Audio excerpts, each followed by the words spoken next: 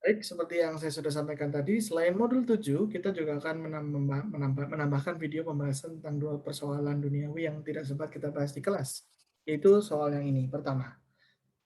Di dua gambar ada spring of spring constant, jadi ada pegas dengan konstanta pegas 3 kali 10 × 4 Newton per meter, itu terletak di antara rigid beam, ya, ada kaku di situ, dan the output piston of a hydraulic level. An empty container with negligible mass sits on the input piston. Jadi ada kontainer yang kosong ada di piston yang satunya, A1 ya.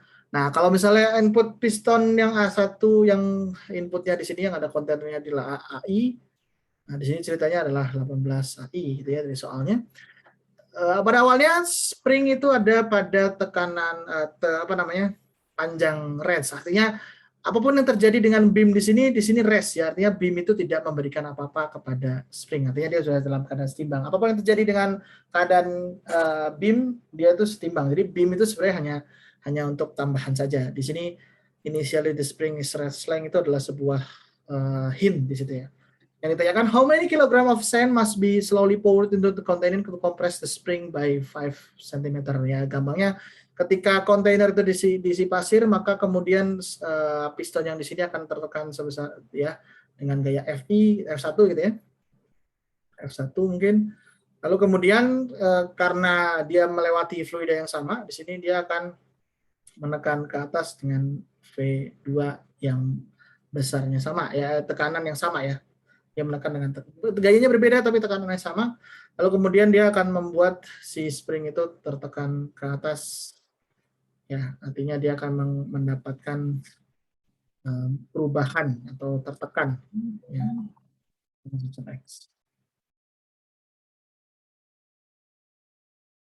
Nah, karena gaya kedua itu akan mendorong ke atas dan menyebabkan si si pegas tertekan sebesar X, artinya sebenarnya sama saja seperti pegas itu akan mengalami gaya sebesar K kali X. Sehingga kalau kita bisa bahas di sini, tekanan di 1 itu akan sama dengan tekanan di 2, atau akan sama dengan F1 dibagi dengan A1, sama dengan F2 dibagi dengan A2. Nah, F1 di sini akan sama dengan dari berat pasirnya ya, yang digantikan. Karena di sini kontainer, kalau ketika kontainernya kosong, dia setimbang gitu ya, artinya kita hanya akan memperhatikan pasir yang didapatkan. A-nya adalah AI, A1-nya, F2 adalah K kali X ya. Jadi gaya yang menyebabkan pegas, ketika pegas tertekan sebesar X, maka sebenarnya pegas itu mengalami gaya sebesar K kali delta X dari hukum Hooke di situ saja, sehingga A2 itu akan sama dengan 18 AI. Ya, sehingga kita sudah tahu X-nya, kita sudah tahu AI. AI-nya kita bisa coret ya di sini. AI-nya kita bisa coret. Ya, ini 18. Yang kita mau cari adalah M-nya ya. Jadi kalau kita mau dapatkan M-nya, ya kita akan bisa dapatkan M akan sama dengan KX per 18 G. Ya, Anda punya K-nya di sini. Ya, kita punya K-nya 3 kali 10 pangkat 4 Newton per meter. Ya, X-nya kita punya di sini 5 cm, jadi 5 kali 10 pangkat min 2 meter dibagi dengan, oh maaf, ini bukan 18X ya, 18G. Ini 18, ya kita bisa pilih 18, G-nya itu 10 atau 9,8, tapi di sini yang saya hitung adalah 10 ya, biar bisa lebih mudah saja. Di 18 itu dibagi 3 dengan 6, jadi ada 5 per 6 di sini. 10 ada 10,3, jadi di sini kita 5 per 6 dikali 10 pangkat kali 10 ya, 5 per 6 kali 10, jadi 50 per 6 kilogram. Kira-kira gitu ya, 15 bagi 16 ya, 5 per 6 kali bagi 3, lalu 10 pangkat 4 kali 10 minus 2, 10 pangkat 2 dibagi 10 lagi 10 pangkat 1, jadi 50 per 6. Anda bisa tuliskan dalam desimal juga. Berikut untuk soal yang pertama. Soal yang kedua itu adalah tentang ini. Jadi a block of wood, ya, a block of wood, ya, atau sebalok ya, balok dari kayu melayang atau mengapung pada air ya, fresh water, air lah ya, dengan 2/3 dari bagiannya itu terendam pada air, submerged pada air. Sedangkan pada ketika balok kayunya itu kita rendam di dalam minyak, yang terendam itu adalah 0,9 volt, 0,9 volumenya. Ini ditanyakan berapa densitas dari kayu dan berapa densitas dari minyak. Dengan catatan kita sudah mengetahui bahwa untuk water ya, saya tulis water saja ya biar nggak membingungkan, itu sama dengan 1000 kg per meter kubik ya di sini. Oke. Nah, untuk fresh water di sini tentu saja ya, untuk fresh water, kalau kita bicara soal fresh water, ini water ya. Kalau kita tinjau dari diagramnya, ya kita pakai airnya warna biru mungkin ya. Ya, ini air warna biru.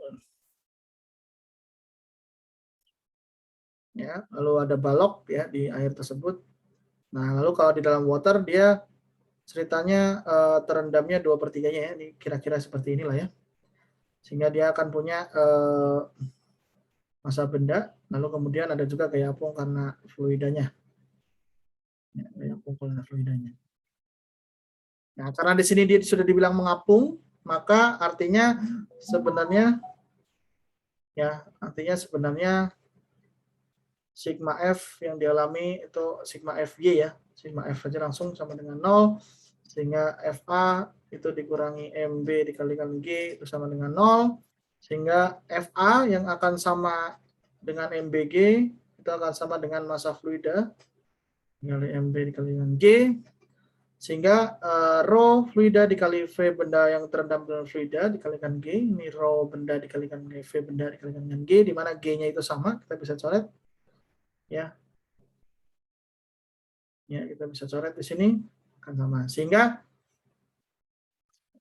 kita bisa dapatkan ya dengan utak-atik sedikit rho benda itu akan sama dengan V benda yang tercelup dibagi dengan V benda dikalikan rho fluida. Nah, fluida di sini water ya. Kita tahu V benda yang tercelup pada air itu adalah 2/3-nya. Jadi di sini rho F itu adalah 2/3, rho B akan sama dengan 2/3 water ya. Atau di sini rho fluidanya sama dengan rho water. Atau rho benda kita bisa dapatkan sama dengan 0,67 kali 10⁻³ kilogram per meter kubik. Yang make sense ya, berat bendanya itu lebih densitas bendanya lebih ringan dibanding air karena kayu di sini. Sedangkan kalau kita bicara dia di minyak itu jelas punya, kalau bisa kita lihat ketika baloknya dimasukkan ke dalam minyak ya, minyak itu warna hitam.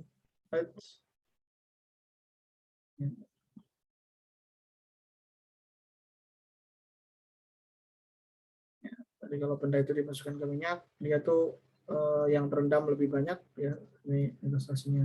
Ini ilustrasi saja ya, ini ilustrasi saja. Sehingga ya tentu saja sama dia punya MBG, dia juga punya FA ke atas ya. Hingga kalau saya tulis dia dalam merah, dia juga punya sigma F sama dengan 0 juga. Saya kasih di sini keterangan FA-nya FA oil ya, FAO ya.